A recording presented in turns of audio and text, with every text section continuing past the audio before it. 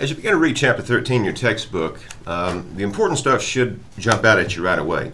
For example, on page 323, there is a comparison of the two different models of European political development. And there's a discussion before that, of course, of the least important in this period political model, and that is a republic. A republic being a country without a king, which just has a sort of parliamentary style government and no monarch. That was the Netherlands, which was really different in this period. Even though the Netherlands experiences some decline after the establishment of imperialism in the Golden Age, they still do continue to be influential in Europe because that imperialism gave them enough capital so that they could become international bankers, and very important in Europe in that way. But except for that anomaly, which we'll return back to the Republic later, the primary two models of European political development are parliamentary monarchy and political absolutism. And of course, a parliamentary monarchy is a government or rule by a monarch with some parliamentary guidance or input. And you see there in chapter 13 a rather long discussion of the events in England leading up to the English Civil War. And after which, of course, the English Parliament is the most powerful parliament in Europe, probably in the world in that period.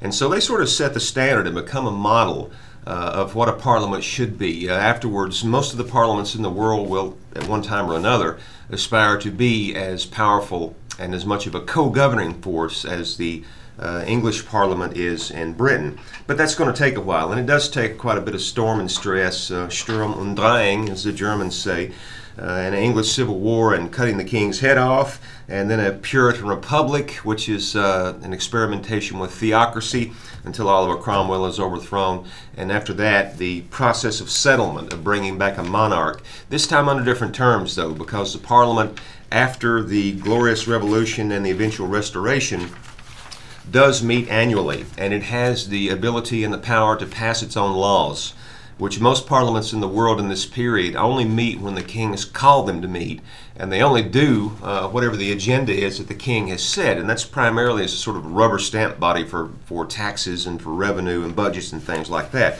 So the English Parliament does become very different. And of course the English Parliament is a two-house body. The lower house, the House of Commons, is elected by male property owners in England, whereas the House of Lords, those are nobles, which are appointed, not elected, and they are the upper house which signs off on all the legislation that the lower house actually passes.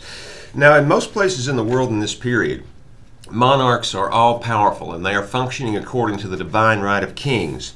And this is seen, of course, most pungently, most forcefully in Western Europe in the case of France, which in this period is an absolutist monarchy, political absolutism, government by a ruler with absolute authority.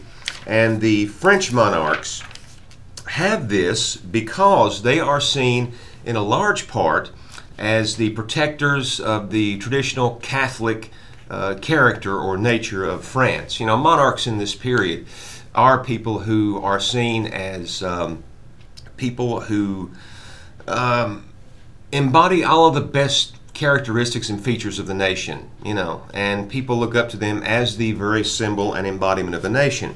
So whereas in the case of England, where you see on page 325, the Parliament in 1628 forces Charles I to recognize a petition of right, saying that there should be no forced loans or taxation without the consent of Parliament, that no freeman, property owner, should be imprisoned without due cause, that troops shouldn't be billeted in private homes. Whereas you see on page 327, with the arrival of William III and Mary III as the new monarchs in 1689 with the Glorious Revolution, Parliament forces William and Mary to accept the Bill of Rights that limits the powers of the monarchy, guarantees civil liberties for English privileged classes only in this period, prohibits Catholics from occupying the English throne and things like this. Almost nowhere else do you see that language of rights occurring, because in the old ordered societies of Europe, God is on top, the king is underneath. In Catholic countries, of course, the church is between the two. The king rules because God put him on the throne. That's what an ordered society is. That's what the divine right of kings is. Kings rule because God put them on the throne, and kings are therefore responsive only to God, not to the people. And the view is, if you have a bad king who's a tyrant, God has sent you that tyrant to punish you for your sins, and you better behave, and the next king you get will be a better one if God, if you find favor with God. And below that, of course, are the nobles, the titled royals, the barons, and the dukes, and the counts, and the lords, and the viscounts. Those people are generally given their title by the king in exchange for military service, or they are families of long noble standing. And then below that are commoners, which is everybody else. Now, in the view of these ordered societies, God creates you and puts you in that place, and you're not supposed to try to, have ambitions to go up the social ladder. There is very little social mobility in the world in this time, of course. But you also don't fall down the ladder. It's impossible for a noble to lose his or her title unless the king takes it away, and they rarely do that. It's almost, impossible for a commoner to become a noble unless the king gives you a title. So, you're supposed to stay in that estate that God created you in, right? But in this period, we're seeing with the rise of capitalism and international trade, we're seeing a lot of new people coming along, commercial elites who want access to the government. And that's the other part of what the English Civil War was about, as well as being about religion, because there were Puritans there who wanted to further purify the Church of England. They thought it was still too Catholic, and they are part of the people who staged the English Civil War. The separatists among them, the people who think that England is beyond repair, right, beyond reform, those are the people who end up going to the English-speaking colonies in New England. The first group, of course, to go were people who went to Jamestown, Virginia, and they didn't go for religious reasons. They went as employees of a joint stock company to make money and get land. But anyway, the situation in the rest of the world, and personified in France, is much different. Louis XIV is a guy who sees the Fronde rebellions in France from 1649 to 1652. He sees a real problem here, and he has to put down these nobles. Now, nobles around the world, and this is the case in the English Civil War too, are rebelling against paying taxes. They don't want to pay taxes. They want to push the tax burden on down to the peasants. And the nobles around the world also want to protect their lands against the king's, avarice or whatever. So they are entering into parliaments. And these are things that we'll return back to. They enter into parliaments to protect their own sort of interest and against the king and things like this.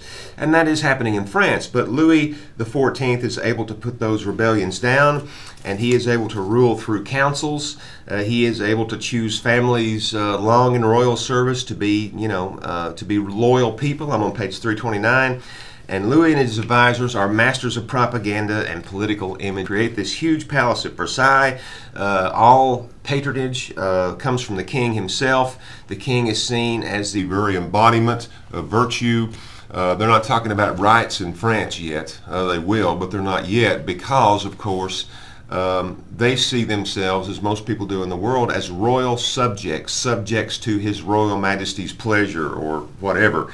And everything is very stylized in the Versailles court. And of course, there's a definition of the divine right of kings there on 329.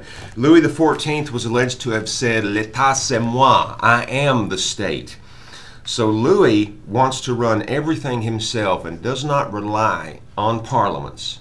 He's not going to risk that. He doesn't rely on councils. He doesn't rely on anything like this. He's going to try to run the entire French state by himself.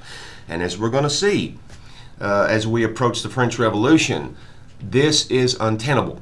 Societies are becoming too complex for one man or one man and his councils to run. Louis does not allow a strong bureaucracy because he is afraid they will rebel. He does not want to allow a strong parliament because he's afraid they'll rebel. So Louis is going to try to run everything himself. And of course, Louis XIII and Louis XIV will be able to do that fairly well. But Louis XV and Louis XVI will not be able to do that very well at all. So we'll see that.